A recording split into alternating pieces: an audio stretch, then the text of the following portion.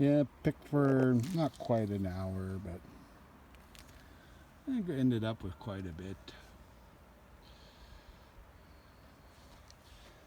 Probably 5, 10, 15, 20, 25, 30, about 35 pounds of golden yellow plums, which is pretty good. They're not all ripe either. This one's super ripe though. But they'll ripen on the floor.